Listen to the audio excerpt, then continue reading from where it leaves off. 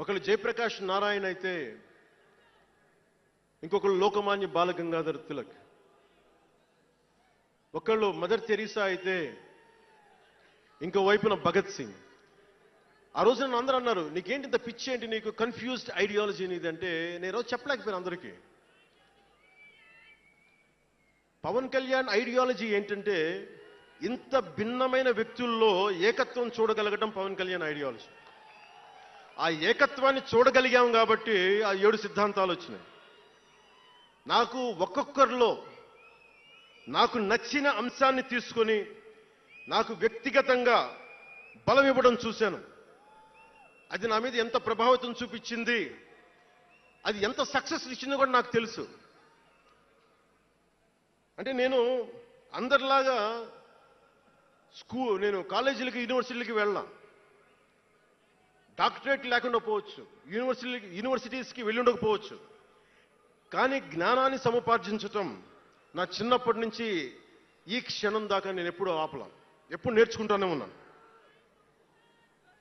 అంటే చిన్నప్పుడు illustrated వీక్లీలు, front line మ్యాగజైన్లు, news పేపర్లు, సోవియట్ భూమి పత్రికలు, చరిత్ర, సంస్కృతి పుస్తకాలు, సాహిత్యం, ఫిలాసఫీ, ఫారిన్ అఫైర్స్ ఇవేమి చదవటం ఆపలా ఇప్పటిదాకా. అవన్నీ సామాజిక, చారిత్రక, రాజకీయ అంశాల మీద అవగాహన లేకుండా ఎందుకు పార్టీ పెడతాం?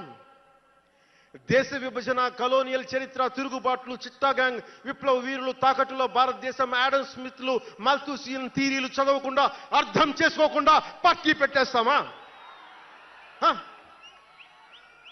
అంటే ఇవన్నీ ఇంత అవగాహన, ఇంత సామాజిక పరిజ్ఞానం సినిమాలు చేసుకునే వాడికి ఎలా ఉంటుంది అవగాహన అని, అదే కదా. అంటే దానికోసం ఎలా పుట్టాలండి? ప్రత్యేకంగా తెల్లగడ్డ వేసుకుని పుట్టాలా అండి? ఆకాశంలోకి చూస్తా తెల్లగడ్డం వేసుకొని సామాన్యుడికి అర్థం కాని లిటరీ టర్మ్స్ తోటి మాటల్ని మాట్లాడాలా? పోనీ పార్టీ పెట్టాలి అంటే నాన్న ముఖ్యమంత్రి అయి ఉండాలా? మావయ్య కేంద్ర మంత్రి అయి ఉండాలా?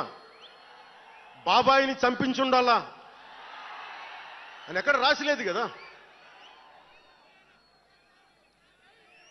అంటే దశాబ్దం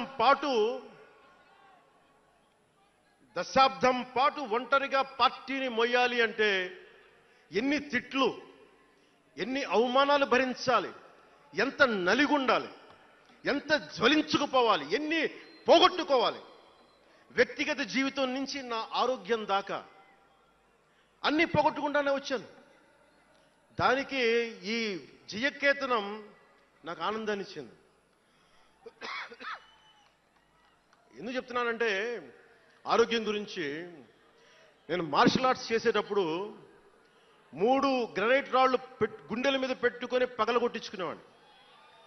3 9 ఏళ్ల పిల్లలు, 8 ఏళ్ల పిల్లలు, ముగ్గురిని ఒకళ్ళని ఇలా పట్టుకొని ఇంకొకటి భుజాల మీద ఎక్కించుకొని గుడుంబ శంకర్లో మోసుకొచ్చినంత బలం ఉంది. చూడటానికి బక్కగానే ఉంటా, కానీ బలం అపారంగా ఉండేది. అలాంటి నేను ఈ రోజున నాకు రెండో కొడుకు నేను ఎత్తుకోలేను, పెద్ద కొడుకుని అలాగే ఎత్తుకోలేను అనుకోండి, అది వేరే విషయం. నా రెండో కొడుకుని చిన్నోడు 6-7 సంవత్సరాలు, వాడిని ఎత్తుకోలేను నేను, అంత బలహీన పడిపోయాను. కానీ బలం తెచ్చుకుంటాం మీ అందరి ఆశీస్సులతోటి, బద్దలు కొడతాం మళ్ళీ. అంటే రాజకీయాల్లో ఉండాలంటే 2 పిచ్చి పవర్ హంగ్రీ ఉండాలి, లేదా బలమైన సైద్ధాంతిక బలమన్నా ఉండాలి. వ్యక్తిగా ఎదగాలి, పదవే ముఖ్యం, అధికారమే ముఖ్యం, దానికోసం గుండాల్ని వాడుకుంటాం, మర్డర్లు చేయిస్తాం, వేల కోట్లు దోచేస్తాం, కులాలని కెలికేస్తాం, రకరకాల విద్వేషాలు రెచ్చగొడతాం, తద్వారా లాభపడతాం అన్నది ఇంకో పద్ధతి. నేను అది కోడికత్తిని వాడుకుంటాం, నేను అలాంటివి ఎంచుకోలే. సైద్ధాంతిక రాజకీయాన్ని ఎంచుకున్నాను. నాకు ఊహ తెలిసినప్పటి నుంచి అలాగే బతికాను.